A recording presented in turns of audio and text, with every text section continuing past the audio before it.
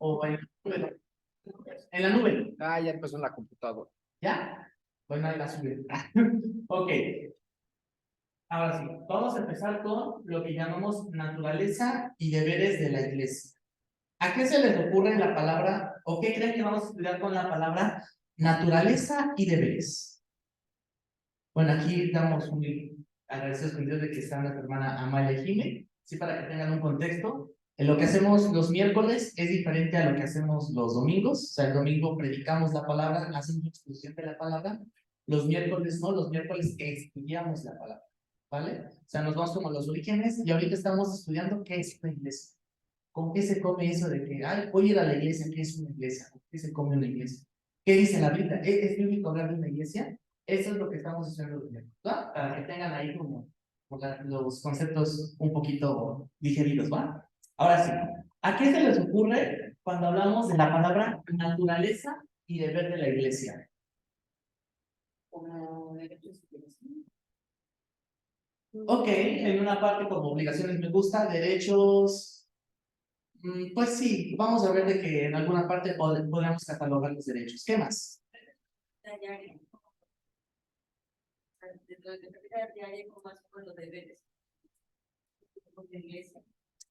Ok, muy bien. Sí, también es parte de lo que vamos a ver. ¿Qué más?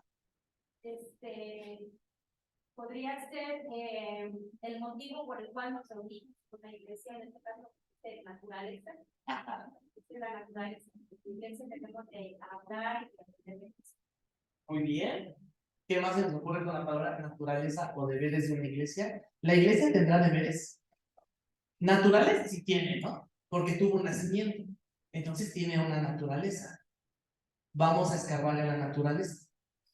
De hecho, en naturaleza ya hemos escarbado un poquito. ¿Te acuerdas que la semana pasada hablamos de la palabra iglesia o eclesía? Que era el significado en nuestro buen español es iglesia, ¿no? Es a lo que nosotros llamamos una iglesia, pero la Biblia lo llama, en sus escritos originales, lo llama eclesia. Y la traducción, iglesia. Entonces ya estudiamos un poquito acerca de la palabra iglesia y hoy vamos a estudiar ahora algo más interesante. Pero a la pregunta que va, ¿la iglesia tendrá deberes? ¿Sí? Pues espérenme un momentito porque eso lo vamos a estudiar más adelante. Ok, vamos a empezar con la naturaleza. Cuando hablamos de naturaleza, empezamos con una percepción de, primero, ¿qué es una iglesia? La semana pasada ya abordamos esa problemática, ¿no? Queríamos decir que era una iglesia y ya dijimos, una iglesia es un conjunto de personas que se reúnen, un conjunto de personas que han puesto su confianza en Cristo, que se reúnen para adorar a Dios o para predicar el Evangelio. ¿Te acuerdas de esa definición que habíamos dado? ¿Sí te acuerdas? Muy bien. Ahora, hablamos de naturaleza y hablamos de algo bien importante que era la iglesia no existe si no hay personas. Entonces, ¿qué vamos a estudiar el día de hoy en la naturaleza de la iglesia? Hablar de la naturaleza de una iglesia es hablar de la naturaleza de las personas que la conforman. Porque un templo sin personas no es iglesia. ¿Un templo con 1000 personas es iglesia? Si es gente que ha puesto su confianza en Cristo, es iglesia.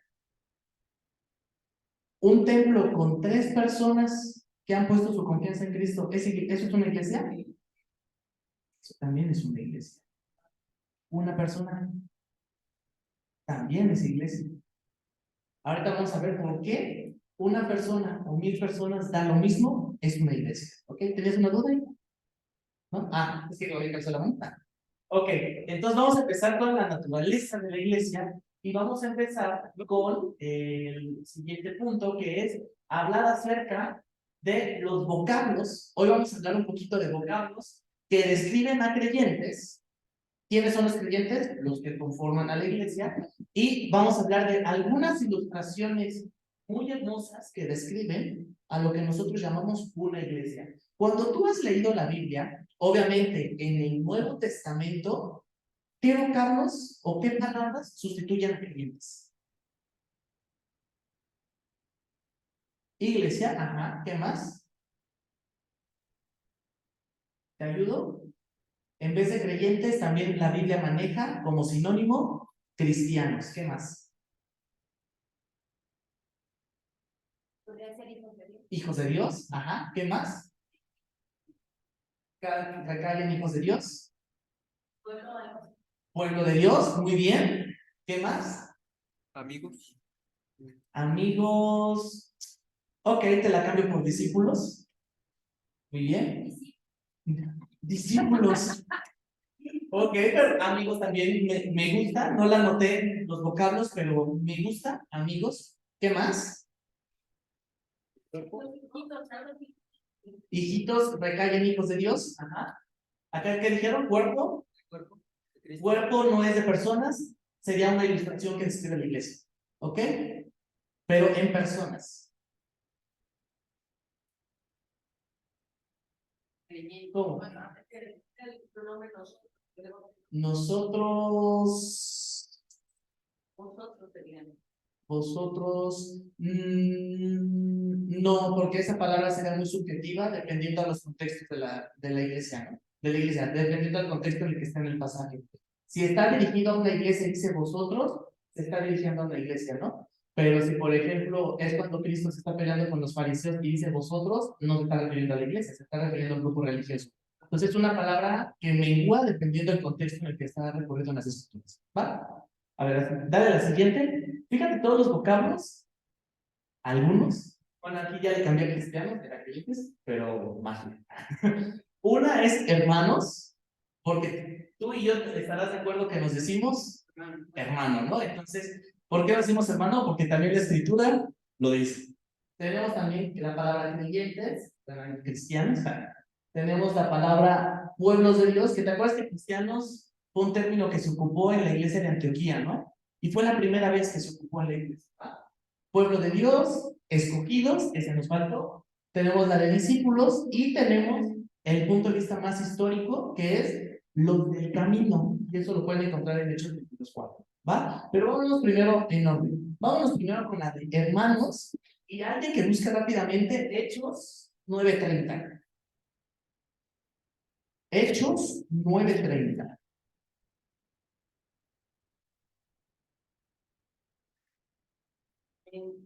Quien la tenga lo puede leer. Cuando supieron esto, los hermanos le llevaron a su casería. Cesarea.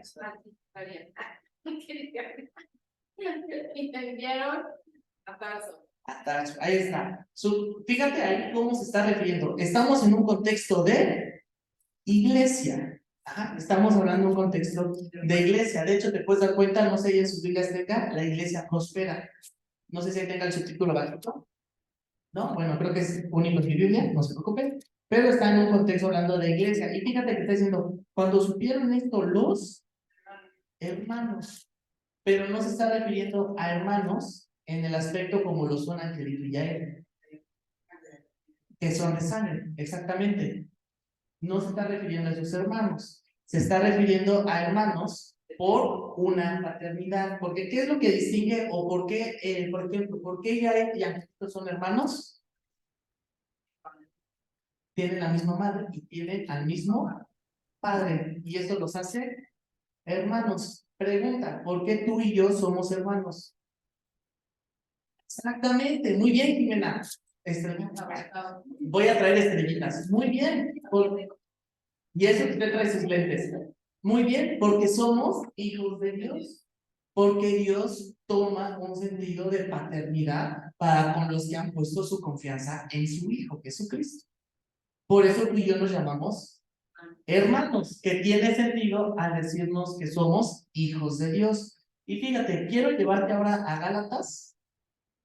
Ahí no vas a encontrar la palabra hermano, pero vas a encontrar otra cosa que me gustó y quise como hacerla. ¿Ya la tienes? A ver, dale. Gálatas 3:26. ¿Qué puso? Al Al 29. Dale. Dice, hijos de Dios. Todos ustedes son hijos de Dios mediante la fe en Cristo Jesús.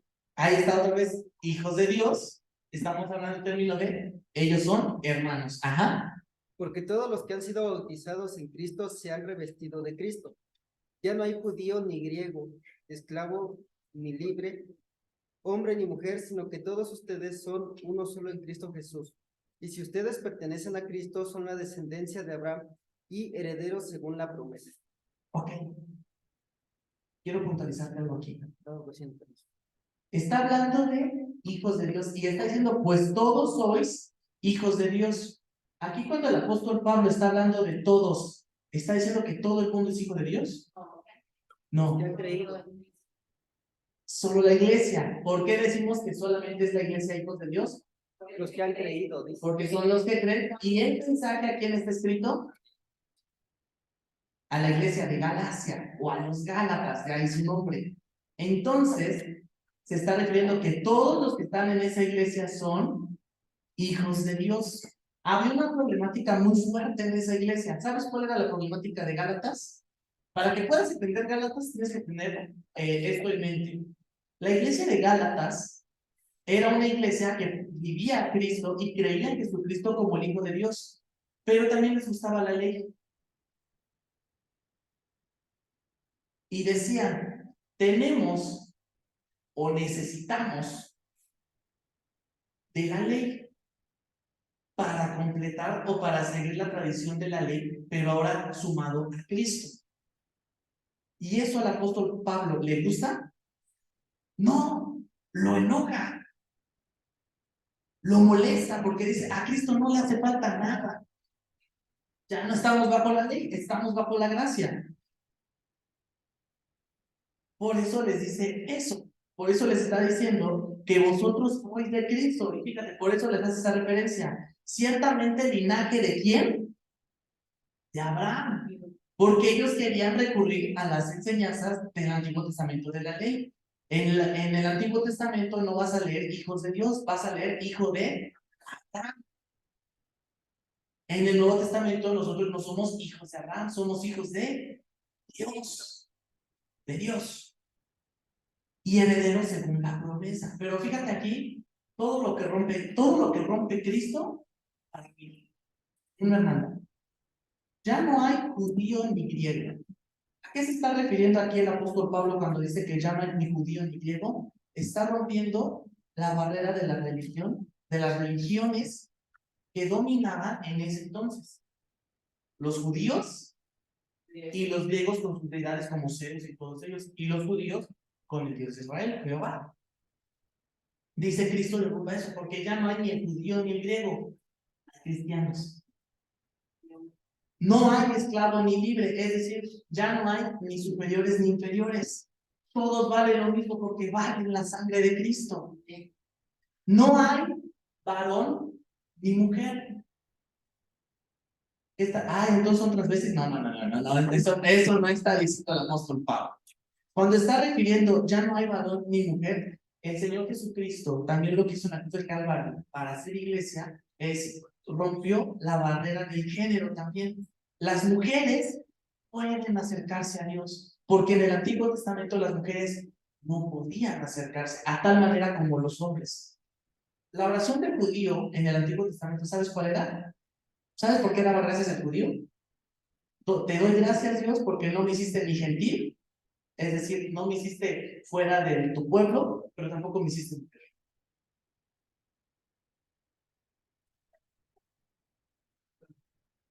Pero fíjate aquí lo que dice el apóstol Pablo, ya no hay eso. Porque así como un hombre se puede acercar a Dios, una mujer se puede acercar a Dios. Eso es lo que hizo Cristo en la cruz del Calvario. Todos vosotros sois uno en Cristo Jesús. ¿Amén? ¿Les gustó esa análisis? ¿Sí? Muy bien. Ahora vamos con el siguiente. Creyentes. Romanos 4:11 y alguien aquí que es primera de Corintios 1:21 al 24. Romanos 4:11, primera de Corintios 1:21-24. ¿Me puedes apoyar, Jairito, con Jimé, por favor? Primera de Corintios 1:21-24. Romanos 4:11.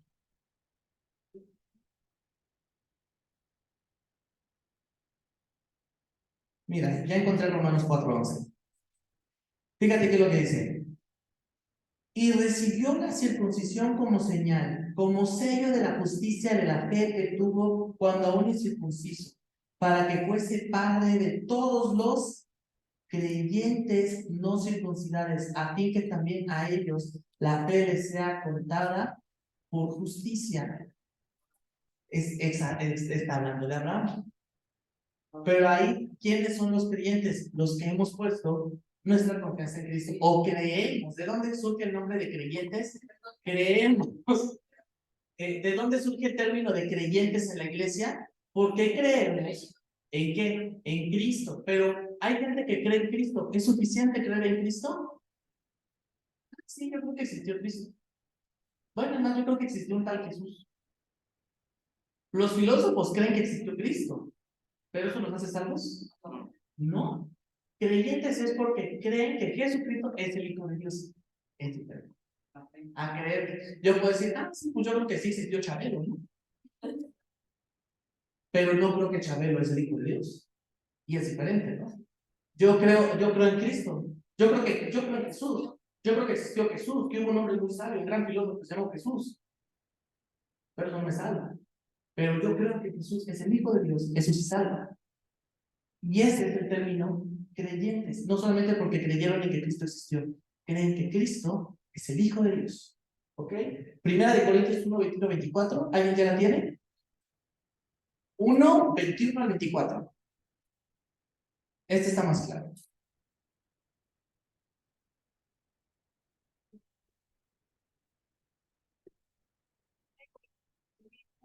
1, 21 al 24.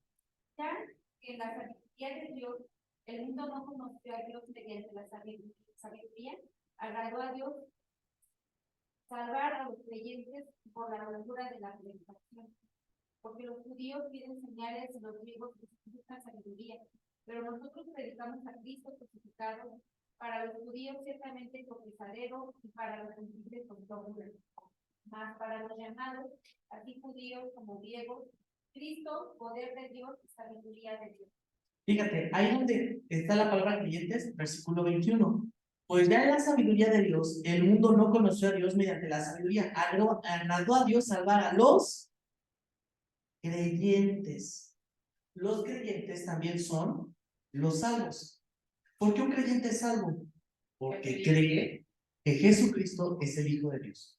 Cree en su muerte, aquí es muy claro Pablo, cree en su muerte, pero cree en su resurrección. Ajá. ¿Mande? Ajá, sí, de hecho el bautizo es el significado, por así decirlo, de morimos y vivimos. Es un testimonio público de que ya hemos nacido de nuevo. Cuando sumergen agua, simboliza la muerte. Cuando sales, simboliza la vida nueva en Cristo. ¿Sale? Muy bien. Y fíjate aquí bien interesante, porque habla de los creyentes por la locura de la predicación. Y fíjate que aquí marca dos líneas muy fuertes, ¿no? Los judíos piden señales, porque los judíos tenían en sus escritos la voz audible de Dios. Cuando tú ves, por ejemplo, en el libro de Éxodo, que Dios le dice a Moisés, o habla Dios a Moisés, era un aspecto literal, era la voz audible de Dios. Y los judíos dijeron, a ver, ¿cómo que con Cristo ya no vamos a escuchar la voz de Dios? Por eso es de que Pablo les dice, ellos piden señales, porque ya tenemos a Cristo, pero ellos siguen pidiendo señales. Y los griegos buscan sabiduría. Ella y todas las ramas de la filosofía que surgieron.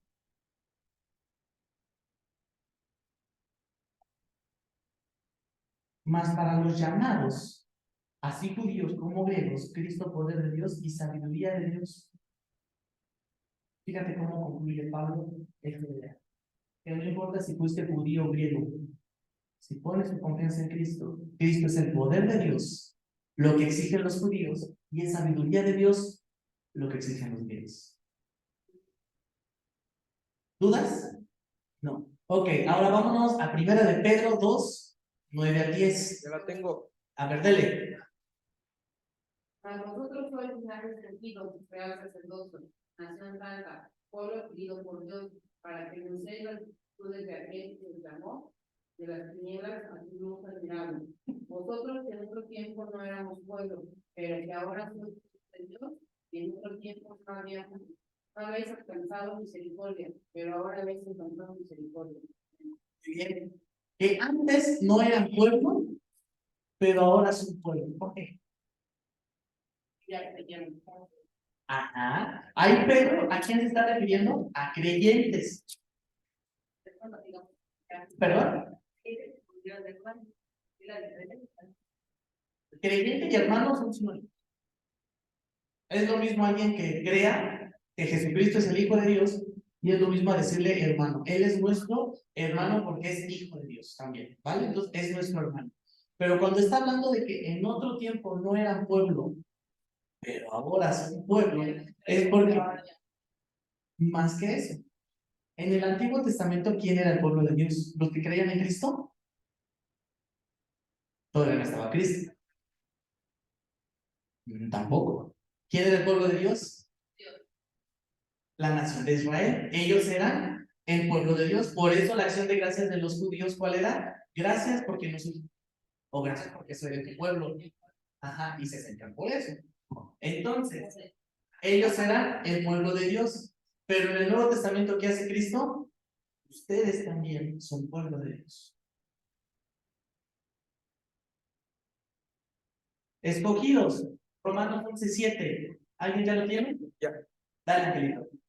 ¿Qué pues? Lo que buscaba Israel no lo ha alcanzado, pero los escogidos sí lo han alcanzado, y los demás fueron endurecidos. Ahí está.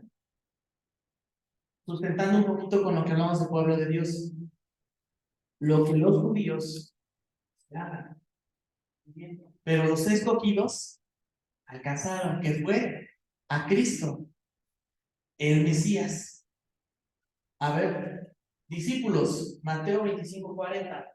Yo, Dale. y respondiendo el rey, dirá, de cierto os digo, en cuanto a los que a uno de estos mis hermanos, más pequeños, a mí me dice.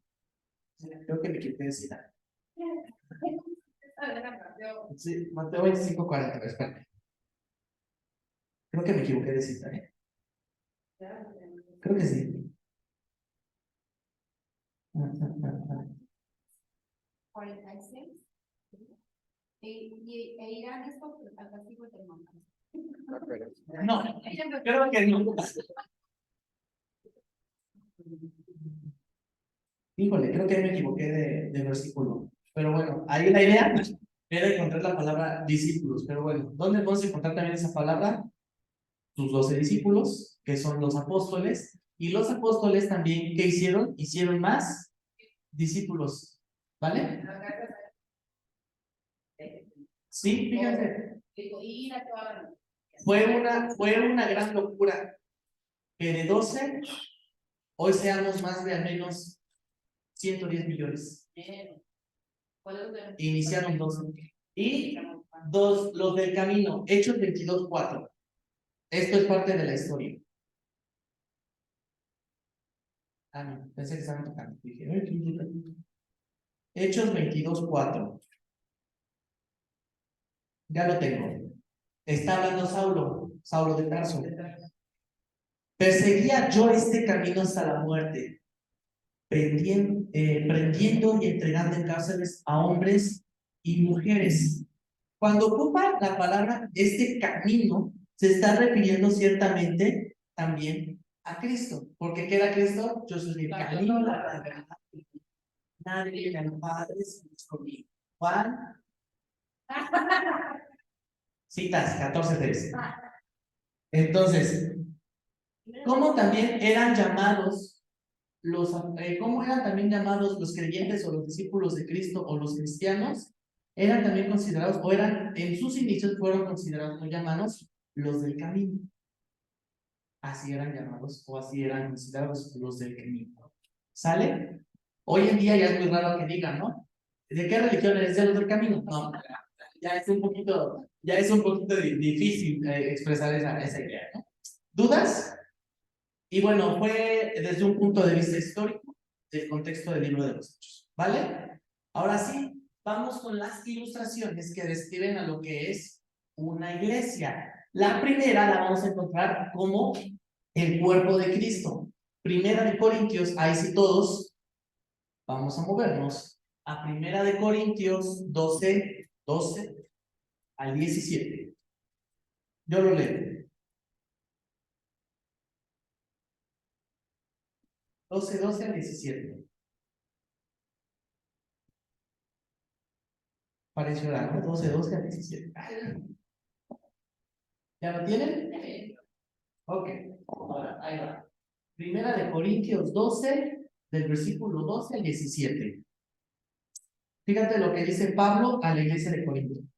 Porque así como el cuerpo es uno y tiene muchos miembros, pero todos los miembros del cuerpo, siendo muchos, son un solo cuerpo. Así también Cristo.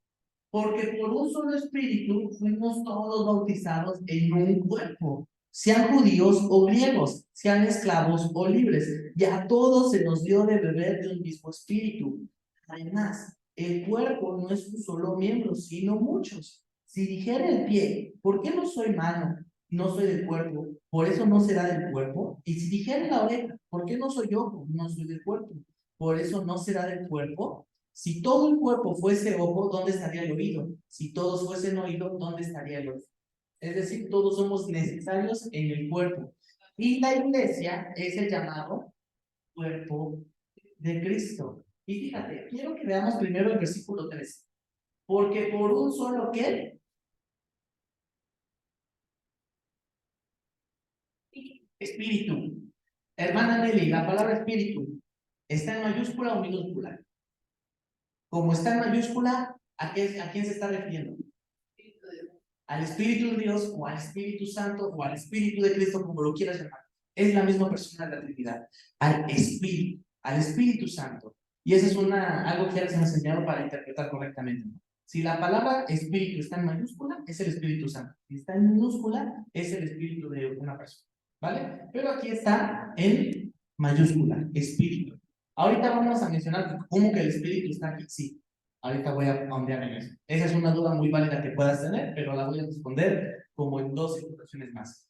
Pero, ¿qué está diciendo del cuerpo de Cristo? Fíjate, ¿qué es lo que le da vida a un cuerpo?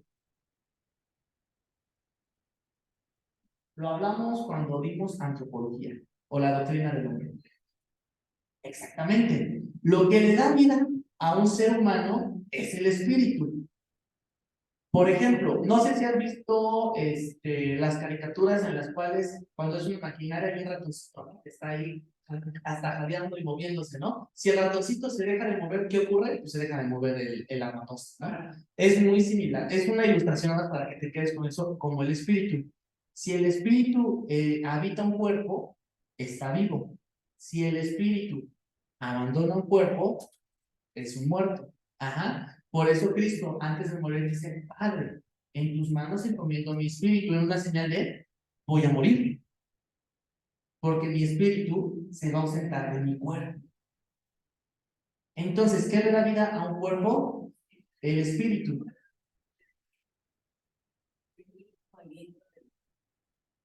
Es el aliento de vida. Ajá. Espíritu Santo viene ese es su significado literal. Espíritu es ruach en hebreo. Ruach. ¿Qué quiere decir? Aliento o soplo. Soplo de vida. De hecho, no sé qué parte de la Biblia dice que Dios nos sopló para Génesis. algo así yo no lo leí. En Génesis, ajá, cuando dice que sopló en Adán, o cuando le dio espíritu a Adán, lo que quiere decir es sopló en él, le dio vida, le dio un espíritu, le dio vida. Cuando el espíritu se ausenta del cuerpo, el cuerpo muere. Ajá. Y esa es la ilustración que está dando. ¿Cuándo es cuando una iglesia vive? Cuando está el espíritu, con E mayúscula, en ella. Eso es lo que le da vida a este cuerpo, a la iglesia. ¿Quién? El Espíritu de Dios. ¿Cómo el Espíritu de Dios? A través de creyentes. ¿Por qué creyentes? Porque en cada uno de nosotros habita el Espíritu Santo. Por eso la iglesia es el cuerpo de Cristo, porque aquí habita el Espíritu Santo. ¿Sí te quedó clara la idea? Y todavía hay más en los cuales puedes profundizar acerca del cuerpo de Cristo. Por ejemplo, ¿me dejas leerte algo que a mí me gustó mucho que puso este autor? Que es Pelican, Cristiano. Perman. Fíjate lo que dice Perman, aparte de esta, fíjate. Tiene muchas ilustraciones muy buenas, pero quiero que te quedes con esta. De la misma manera que Cristo fue denunciado como amenaza o peligro político y finalmente fue crucificado, así también la iglesia ha sido crucificada en muchas oportunidades, en sentido figurado, por gobernantes que le persiguieron, pero al igual que su Señor, ha resucitado de nuevo. ¿Qué es lo que está diciendo aquí? Que también la expresión de el cuerpo de Cristo también lo podemos tomar en ese sentido. El cuerpo de Cristo, sufrió el cuerpo de Cristo, fue partido, fue abolido. La iglesia también es abolida, también sufre, pero su esperanza no está aquí. Está en la resurrección de su Salvador. Está en la vida después de su muerte. ¿Amén? Entonces fíjate hasta dónde quedan como, y podemos todavía fondear y sacar más. Y fíjate, no sé por qué puse Juan 20:21. Dije, lo voy a tener como una nota, porque no me acuerdo cuál es la nota exactamente, pero déjame buscarla. Juan 20, ok, ya me acordé por qué la nota. Fíjate, Juan 20:21. Entonces Jesús les dijo otra vez, paz a vosotros, como me envió el Padre, así también yo os envío. ¿Qué está haciendo? Pregunta, ¿Cristo habita físicamente el mundo? No, porque yo creo que la iglesia en la que habita, si Cristo estuviera físicamente a la iglesia que fuera, yo creo que se llena. Entonces, Cristo no habita físicamente el mundo hoy en día, como en esos entonces, cuando fue su vida terrenal, ahí él sí estaba en un aspecto físico en la tierra. Ahorita ya no, porque él ascendió. Pero, ¿cómo es que Cristo sigue presente en el mundo o en la sociedad? A través de la iglesia. El cuerpo de Cristo. La iglesia. ¿Y dónde está eso? Jesús les dice, como el Padre me envió a mí, así también yo os envío. Con la misma autoridad del Padre, yo los estoy enviando a que prediquen lo que han aprendido. Y después fíjate, versículo 22 de Juan 20. Y habiendo dicho esto, sopló y les dijo, recibid el Espíritu Santo. Lo que hemos analizado del Espíritu. Amén. ¿Dudas con este cuerpo? No. ¿Interesante? ¿Sí? ¿Sí te está gustando? Bien. Siguiente. Y bueno, ¿qué nos ilustra más allá del cuerpo, de un cuerpo? La iglesia. ¿Te acuerdas que habíamos hablado en un inicio que la iglesia era una asamblea, ¿no? Era lo que significaba. Pero fíjate que el cuerpo de Cristo nos dice que la iglesia, más que una organización, es un organismo. ¿Por qué un organismo? Porque está vivo. Tiene un espíritu. Está vivo. Tiene miembros que se mueven y que interactúan entre sí. Es una señal de vida el movimiento. Entonces, quiero que te quedes con esto. La iglesia, más que una organización, más que una asamblea, es un organismo porque está vivo. También vamos a encontrar la palabra templo de Dios. Y esa, échenme la mano con primera de Pedro 2:4 al 5, 2:4 y 5, y Efesios 2:21. A ver, que cada quien me busque una. Primera de Pedro 2:4 y 5. Ajá. Tierra viva. Acercándonos a él, tierra viva, deshecha, ciertamente por los hombres, mas para Dios escogida y preciosa. Vosotros también, como piedras vivas, sed edificados como casa espiritual, y sacerdocio santo, para ofrecer sacrificios espirituales aceptables a Dios por medio de Jesucristo. Muy bien, ahí ya está hablando acerca de piedras vivas, ¿no? Que es la iglesia. La iglesia también es algo llamado piedras vivas o el templo de Dios, ¿vale? Gracias. Primera de Corintios 3:16. ¿Alguien la tiene? El espíritu de Dios mora. Ahí está muy claro. ¿A quién se está refiriendo? A los corintios. ¿Qué eran Corintios? Iglesia. ¿Qué le está diciendo Pablo a ellos? Que ellos son el templo de Dios o el templo del Espíritu Santo, porque el Espíritu, una vez que creemos en Cristo, el Espíritu Santo habita en nosotros. Muy bien. Efesios 2:21. Ese es de mis pasajes favoritos. ¿Sí? O sea, ahorita vas a leer el pasaje favorito de Gerson. Ajá. Y que todo el edificio bien coordinado va creciendo para ser un templo santo del Señor. Ahí está hablando también Pablo a la iglesia de Éfeso. Pero fíjate el versículo 20, edificados sobre el fundamento de los apóstoles y profetas, siendo la principal piedra del ángulo, ¿quién? Jesucristo. Ahora, fíjate, ¿qué es lo que está haciendo referencia al templo de Dios? Fíjate, esto del templo de Dios es una afirmación bien fuerte que está enseñando, en este caso, Pedro, pero también la está enseñando Pablo. Porque el templo o el templo para Dios existe únicamente en el Nuevo Testamento. No, desde el Antiguo. ¿Dónde podemos encontrar en el Antiguo Testamento el templo de Dios? Quiero que me ayudes con, vamos a buscar Éxodo.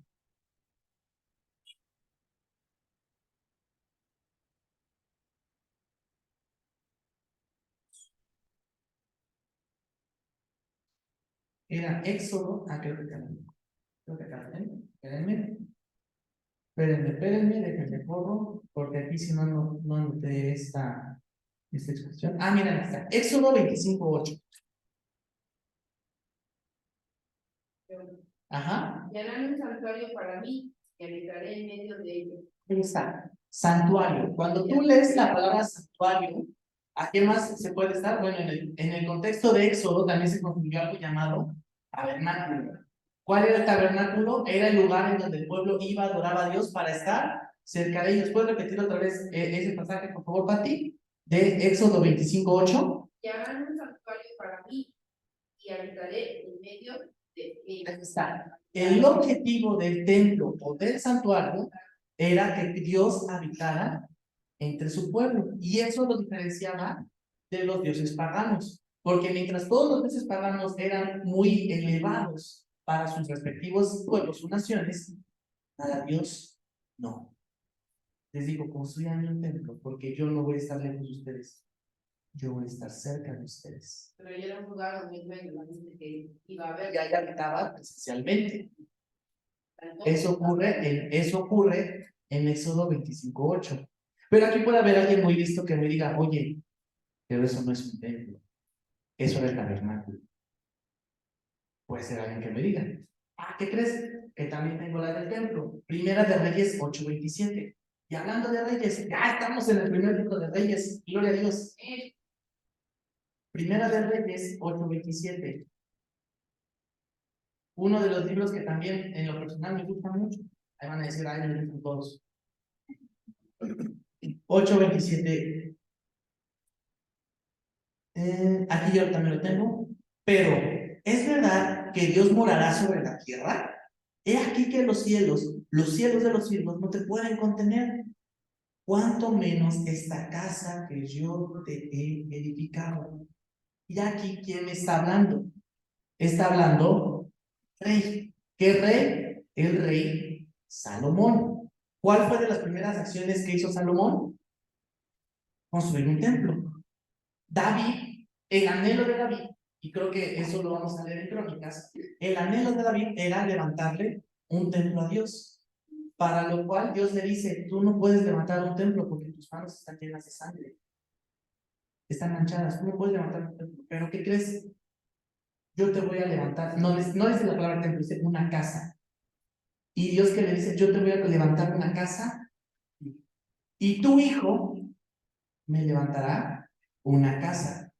Y en el aspecto profético, efectivamente, su hijo Salomón le construye una casa a Dios que es el templo. Pero más que eso, porque ¿quién también es hijo de David después de muchos años?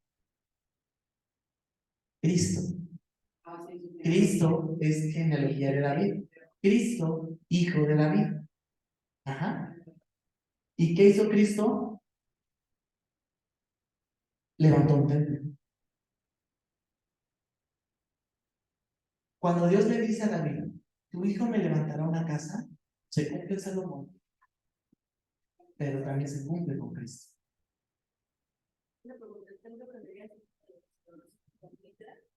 ¿Cómo que?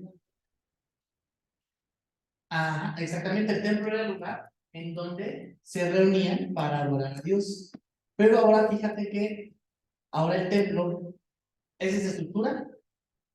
No, el templo también somos nosotros. ¿Por qué? Porque el Espíritu de Dios no habita cosas. Es decir, no es de que nosotros nos salgamos y que el Espíritu de Dios nos dice, el Espíritu Santo nos dice, ah, bueno, pronto, a ver si vienen el domingo visitando. No, cuando nosotros salimos, con nosotros está el Espíritu de Dios. Ahora, la siguiente, fíjate, ¿qué nos enseña en la ilustración del templo de Dios? Es el lugar donde podemos encontrar a Dios siempre en el Antiguo Testamento. Y fíjate ahora, habita en nosotros. Está permanente en nosotros. Amén. Siguiente, ya es la última ya. La esposa de Cristo. Segunda de Corintios 11:2 y Efesios 5:25-27.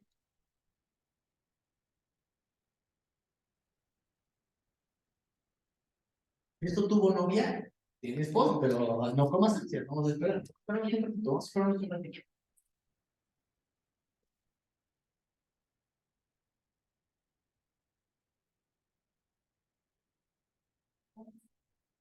Segunda de Corintios 11:2.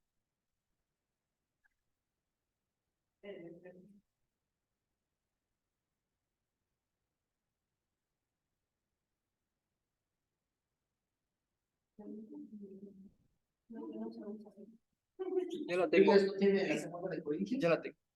¿Ya? Adelante. ¿Qué más tiene? Dale.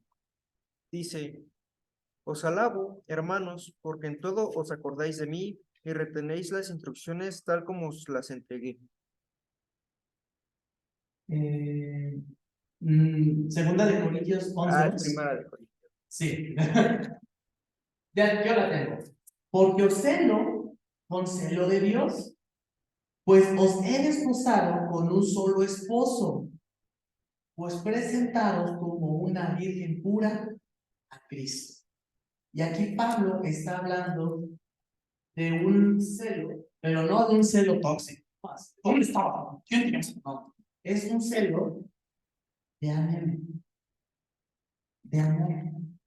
¿Cómo es ese celo? Es un celo de estoy esperando. Qué romántico. Es de una entrega. Significa anhelo o entusiasmo. Es un deseo intenso. Porque os celo con celo de Dios, pues os he desposado con un solo esposo para presentaros como una virgen pura a Cristo.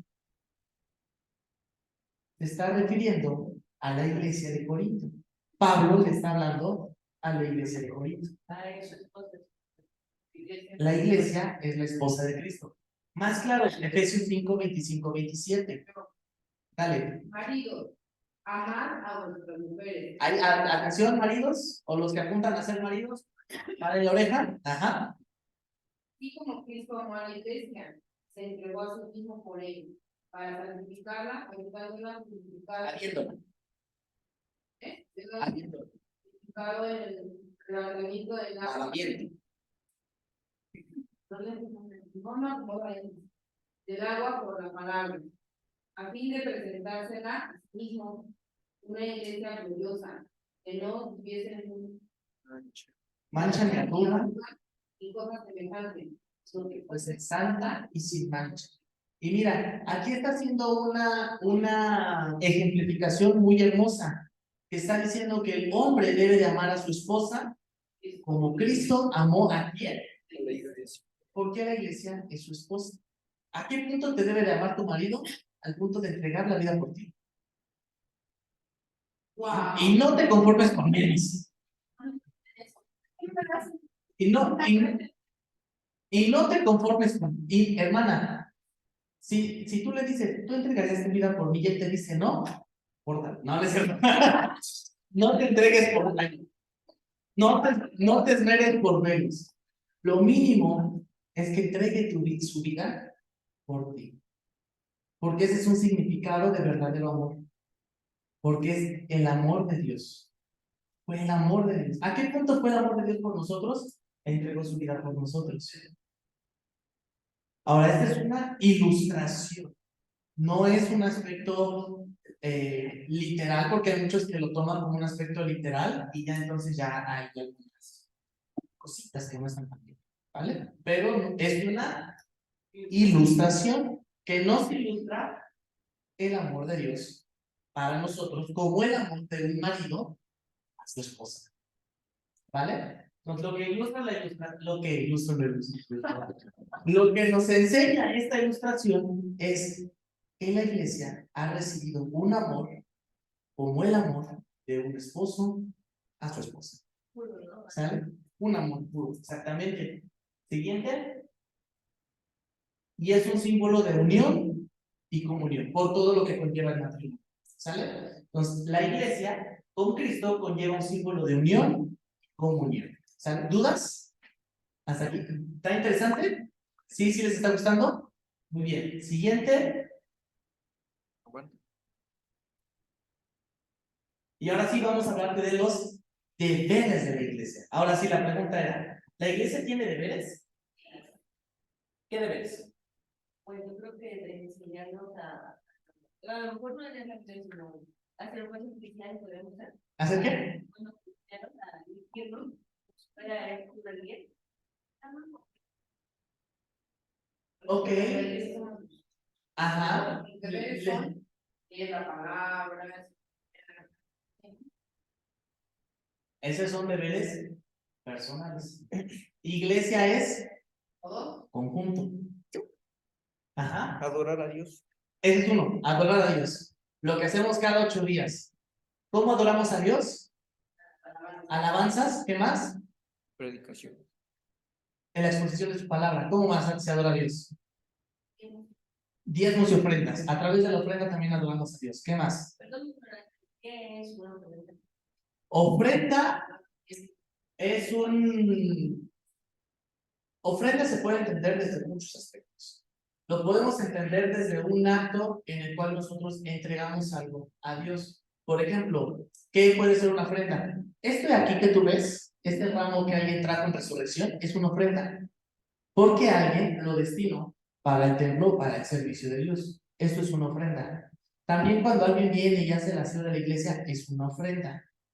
¿Por qué es una ofrenda? Porque alguien invirtió su tiempo, dedicó tiempo, su esfuerzo, su energía en limpiar.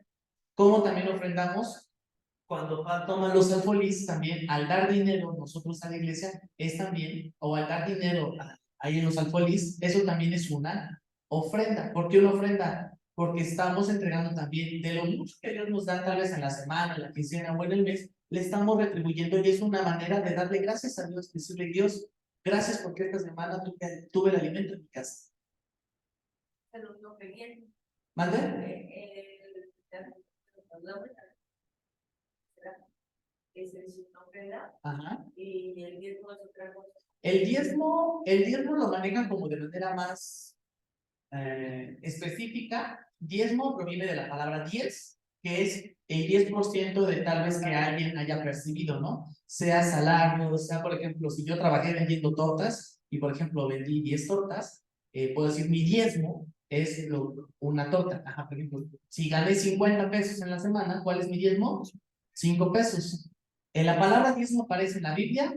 Sí, aparece en el Antiguo Testamento cuando Dios le dice a su pueblo en Levíticos que le tienen que apartar el diezmo de todo. ¿Cuál era su diezmo? Diezmo de las semillas, diezmo de los frutos, diezmo de todo. O sea, Dios les pidió, le exigió a su pueblo el diezmo de todas las cosas. ¿Aplica para la iglesia? No es una exigencia. O sea, no es de que, si tú no das el diezmo, Dios no te bendice. No, tampoco recae en esa exigencia. ¿Por qué? Porque hay iglesias que sí dicen, si tienes que diezmar y es tu obligación, o hay iglesias que dicen, el 10% de tu salario es nuestro. No es así. Dios hoy en día no es como que exige el diezmo, pero hay hermanos, y yo considero que es algo sabio, porque si por algo Dios lo puso en el Antiguo Testamento, ¿qué hace el diezmo?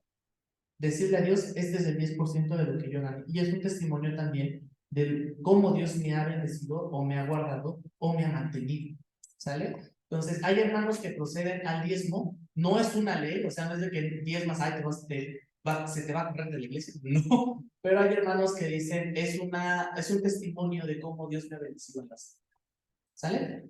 Entonces, esa es como la diferencia, pero en esencia, ofrenda y diezmo, pues sí me quedan haciendo lo mismo. Es una acción de gracias, exactamente. Es una acción de gracias y cuando agradecemos a Dios, lo adoramos. Entonces también a través de nuestros bienes, es una manera también de adorarlo a través de nuestros bienes. A través de lo que Dios nos proveyó en la semana, en el mes, en la quincena, también lo adoramos de esta manera.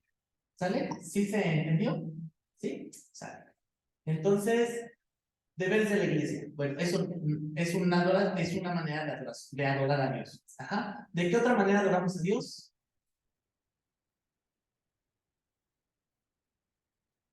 Lo que estamos haciendo aquí estudiando la Biblia, ¿es adorar a Dios? Sí. Es adorar a Dios. Cuando oramos, también. Cuando leemos la Biblia, ahí vas a estudiar la Biblia. Muy bien, Jimena está muy participativa. Muy bien. Leer la Biblia, ¿de qué otra manera? También es una manera de adorar a Dios. Se divide un poquito en los deberes, pero también, muy bien. Ayudar al prójimo, bien. Dar gracias, exactamente, externarle a Dios gracias, tal vez en oración, también es adorar a Dios. ¿Sale? En todo aspecto, el culto siempre está enfocado en adorar a Dios. Y ese es un deber de la iglesia, es adorar a Dios. ¿Qué más? ¿Qué otro deber tiene la iglesia? Exactamente, iba a decir, y si no está Edwin, aquí los ahorca a todos, ¿eh? Muy bien, compartir su palabra, compartir el evangelio. Muy bien. ¿Tendrá algún otro deber? Pero como no sé sino tener el tiempo necesario hacia él. Tiempo. Es adorar, ajá, es adorar, recae en la adoración. Congregarse, ese es un deber también de la iglesia, que es lo que hemos llamado en primera de Juan, comunión. Ajá, muy bien, ahora sí, dale la siguiente, Angelito. Fíjate, ahí están 4 de los deberes de la iglesia: predicar salvación, o predicar el evangelio, predicar su palabra, adorar a Dios, tener comunión los unos con los otros y ser un enfoque de moralidad. Es un deber de la iglesia. Ajá. ¿A qué le llamamos? O sea, que bueno, una idea. Tenemos diferentes conceptos.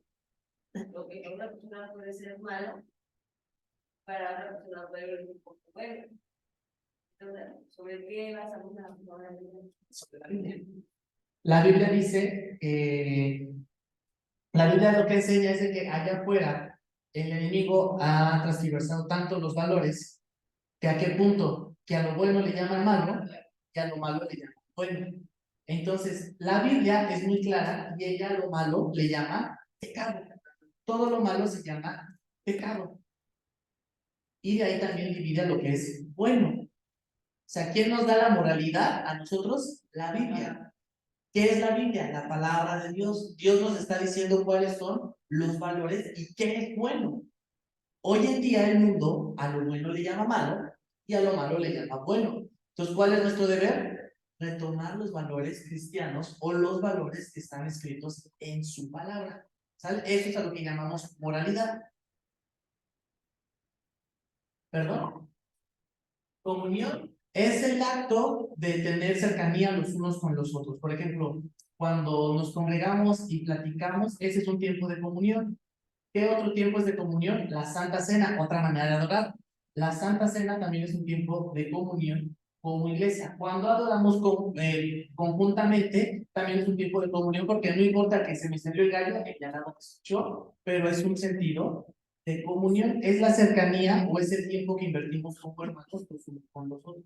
¿Sale? Tal vez el acercarnos, eso es comunión. Cuando comemos juntos es un tiempo de comunión, porque es el tiempo en el que platicamos, podemos hacer relaciones, todo eso es comunión, ¿sale? Y eso a Dios también le agrada y es un deber de la iglesia. La iglesia no puede romper la comunión ni con Dios ni con los hermanos por ser sus hijos. ¿Sale? Ahora la siguiente, en esta muy rápido. Ya, se va el tiempo. Predicar salvación corresponde a la acción de predicar el evangelio a toda criatura. Esto lo encontramos y es una acción directamente de Cristo. Y esto es Mateo 28, 19, 20, ¿no? Que es, por tanto, y a todas las naciones, discípulos en nombre del Espíritu Santo. Si tú predicas el evangelio, alguien puede decir un deber de la iglesia, predicar sana doctrina. Pero si tú enseñas el evangelio, estás enseñando sana. Porque toda la Biblia, hermanos, toda la Biblia, más aún, se enfoca en el evangelio. Toda la Biblia. El Antiguo Testamento apunta al evangelio. El Nuevo Testamento, sí, los evangelios son los que desarrollan el evangelio, pero los demás explican el evangelio. Por ejemplo, hemos visto en Juan, cuando hablamos del amor de Dios, ¿qué pasaje explicaba? Juan 3:16. Juan 3:16 estaba explicado en alrededor de 12 versículos. O sea, Juan explicó lo que tal vez en un versículo, pero él lo explicó de una manera más detallada. O sea, toda la Biblia está resumida en el Evangelio. ¿Sale? Por ejemplo, Apocalipsis, ¿cómo se ve el Evangelio? Es el triunfo del Evangelio. Es el triunfo de Cristo. ¿Sale? Adorar a Dios. Así como también Israel tenía un sistema de adoración a Dios, la iglesia también se reúne para adorar a Dios. Aquí podemos ver, antes de que haya algo formal a la iglesia, que eran Hechos 2, vamos a encontrar en Hechos 1 y 2 y 14, la oración como unos cuantos, que es Jesús, María y algunos discípulos de Jesús, cómo se reunieron para adorar a Dios o para orar y elevar una oración a Dios. ¿Sale? Entonces, un deber también de la iglesia es reunirse para adorar conjuntamente a Dios. ¿Sale? ¿Qué es lo que hacemos los días domingos y los días miércoles? ¿Sale? Comunión. La comunión en la iglesia es basada en la paternidad de Dios, lo que hablamos, hijos de Dios, y el señorío de Cristo. La comunión con la iglesia es una manifestación visible de la comunión con Dios. Es decir, la iglesia que tiene que preservar una comunión con Dios, pero también una comunión con sus hijos. Una comunión de yo, por ejemplo, con mi hermana Patti, con mi familia Peña, con ustedes, y entre ustedes, no sé quién esté también en la conexión, si alguien se conectó, pero también con ellos. Entonces, esa es la comunión que tenemos que entablar unos con otros. Y eso nos lo enseña Primera de Juan 1:7. Fíjate. Primera de Juan 1:7. Pero si andamos en luz, como Él está en luz, tenemos comunión unos con otros. Y la sangre de Jesucristo, su Hijo, nos limpia de todo pecado. Fíjate lo que está diciendo, que si andamos en la luz, y versículos anteriores, en el versículo 5 dice, Dios es luz. Entonces, si andamos en luz, si estás caminando con Dios, si tienes una comunión con Dios, vas a tener una comunión los unos con los otros. Si tú rompes la comunión con la iglesia, no es de que, ay, ya eres del diablo, no. Pero es una evidencia de que no estás teniendo una comunión con Dios. ¿Sale? Entonces, por eso es importante la comunión con la iglesia, porque es una manifestación visible de que yo estoy en comunión con Dios. ¿Sale? Y también, si te das cuenta, ¿por qué importante es la comunión? Porque siempre les decimos, ¿no? Cuando impartimos Santa Cena, les decimos que todo aquel que tenga buena comunión con Dios y con su iglesia, que se ponga de pie y participe. La comunión, lo vimos en Juan, es tan importante como la doctrina. Hay iglesias que no tienen sana doctrina, pero tienen buena comunión. Y no son iglesias. Pero hay iglesias que pueden tener sana doctrina y no tener comunión. La comunión es similar y es muy igual a la sana doctrina, porque la sana doctrina siempre te va a enseñar comunión. Siempre va a apuntar a comunión. Y lo último es la moralidad. Y esto lo centramos por dos palabras que da Jesucristo. ¿Cuáles? Vosotros sois la luz del mundo. Y también que somos la sal de la tierra. ¿Qué nos está enseñando con la luz del mundo? ¿Para qué ocupamos la luz? Para ver. ¿Sirve que yo prenda la luz cuando es de día? No, porque todo está claro, ¿no? Pero cuando es noche, ¿prende la luz? ¿Por qué? Porque no vemos, porque hay oscuridad. Lo mismo, respondiendo a la pregunta de la hermana Amalia, es lo mismo, vosotros sois la luz del mundo. ¿Para qué se ocupa la luz del mundo? Para iluminar al mundo porque está en tinieblas. A lo malo le llamo bueno y a lo bueno le llamo malo. ¿Para qué sirve la luz? Para clarificar, para dar claridad. ¿Cuál es la labor de la iglesia? Decir qué es lo bueno y qué es lo malo. ¿Qué es bueno y qué es malo? Basados en la palabra de Dios. Y también, ¿qué es la sal de la tierra? ¿Qué hace la sal? ¿O cuál es la idea de la que somos sal de la tierra? Para preservar a la tierra o a todos aquellos habitantes de la corrupción que se vive en ella. ¿Sale? Entonces, ¿qué nos está insinuando? ¿Cuál es también un deber de la iglesia? Tener moral. Porque cuando la iglesia rompe con su moral, es señalada y es y blasfema en el nombre de Dios, gracias a que rompemos nosotros la moralidad. No es importante, hermanos, mantener la moralidad que nos enseña la Biblia. Por ejemplo, cuando se ven ejemplos de iglesias que roban, ¿cuál es la primera observación? Ah, ya sienten que son mandados por Dios. Porque la moral de la Biblia dice que robar es bueno o es malo. Es malo, es un pecado. ¿Por qué la iglesia lo practica? Luego es señalada. Entonces es importante, hermanos, que atendamos a la moralidad, porque con la moralidad que nosotros nos movamos aquí en la iglesia, va a ser la moralidad que tenemos que transmitir allá afuera. ¿Sale? Entonces, ¿sí te quedó claro cuáles son los deberes de la iglesia? Y ahora vamos con la siguiente. Ya son las gracias. Ya, hasta el día de hoy, ya acabamos con la clase del día de hoy. Pues ahí ya vas parando la grabación, Angélico. ¿Ya quedó? Cúrrele, bueno, cúrrele. Bueno, en lo que termina la grabación, ¿hay alguna duda? ¿Todo claro? Ya sabemos con qué se come